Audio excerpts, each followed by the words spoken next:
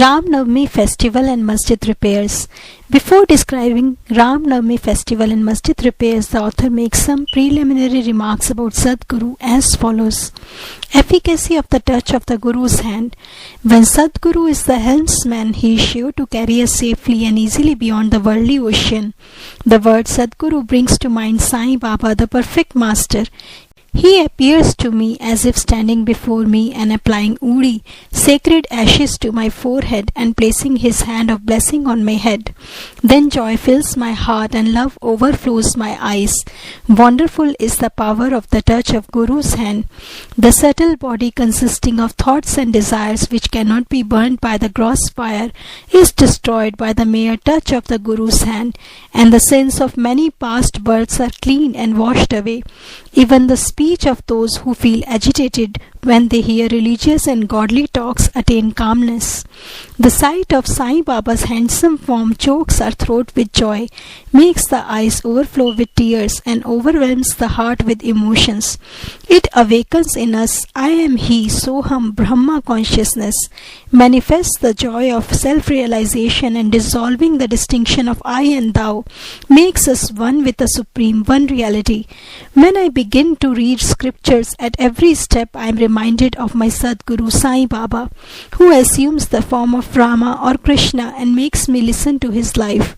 For instance, when I sit to listen to Bhagavad, Sai becomes Krishna from top to toe, and I think he sings the Bhagavad or Uddhav Gita song of teachings by Lord Shri Krishna to his disciple Uddhav, for the welfare of the devotees.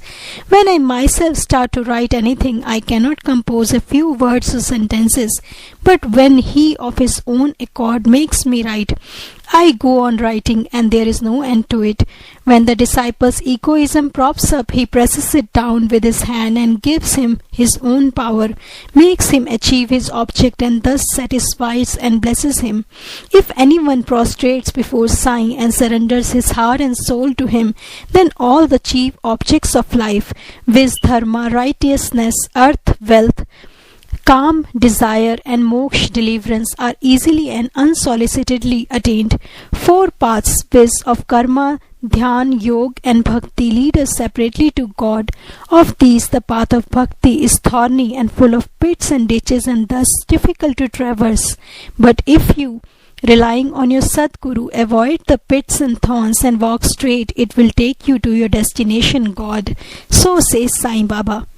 After philosophizing about the self-existent Brahma, his power Maya to create this world and the world created, and stating that all these three are ultimately one and the same, the author quotes Sai Baba's words guaranteeing the welfare of the bhaktas.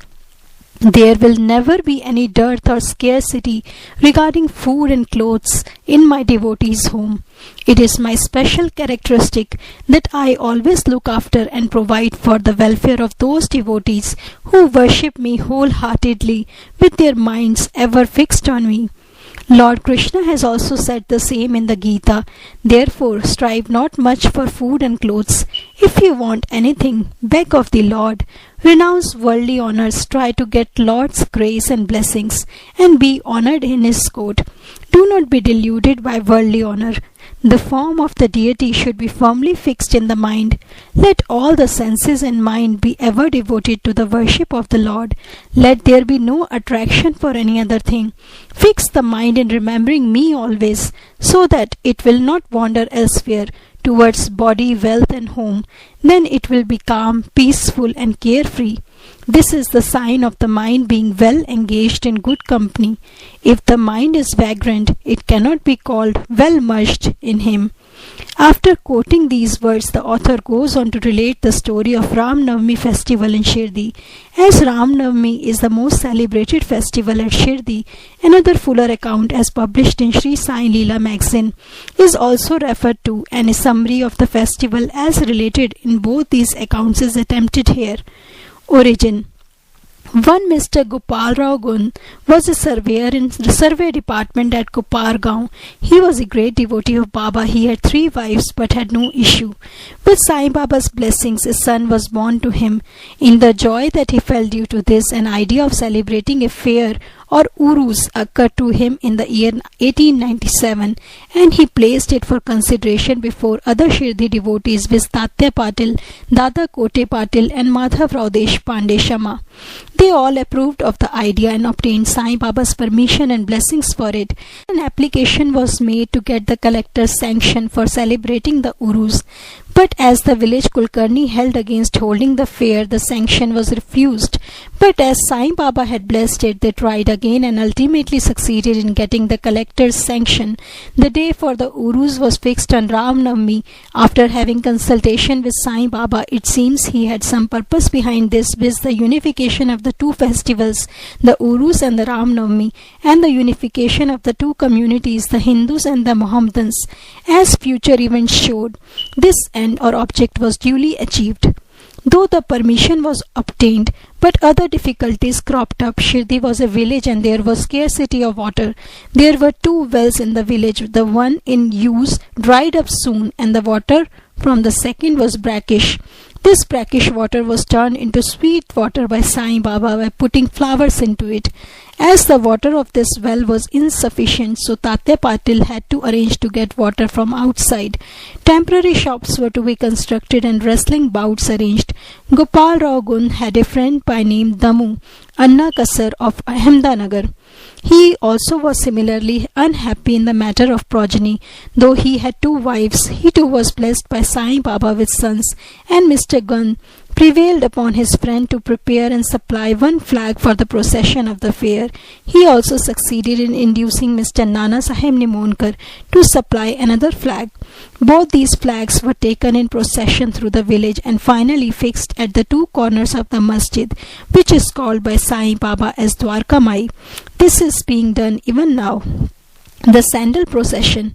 There was another procession which was started in this fair. The idea of sandal procession originated with one Mr. Amir Shakar Dalal, a Mohammedan Bhakt from Kohrla.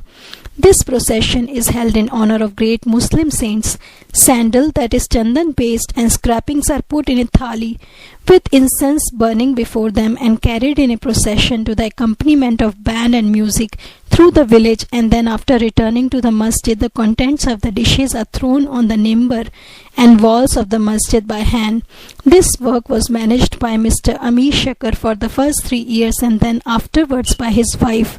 So on the same day, the 2 processions, the flags by the Hindus and sandal by the Muslims, went on side by side and are still going on without any problem. Arrangement. This day was very dear and sacred to the devotees of Sai Baba. Most of them turned up for the occasion and took part in the management of the fair. Tatya Kote Patil looked to all outward affairs, while the internal management was entirely left to Radha Krishna Mai, a devotee of Baba.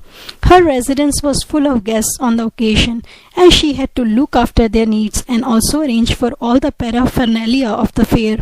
Another work which she willingly did was to clean and whitewash the entire masjid, its walls and floor, which were blackened and were full of soot on account of the perpetual dhuni, sacred fire of Sai Baba.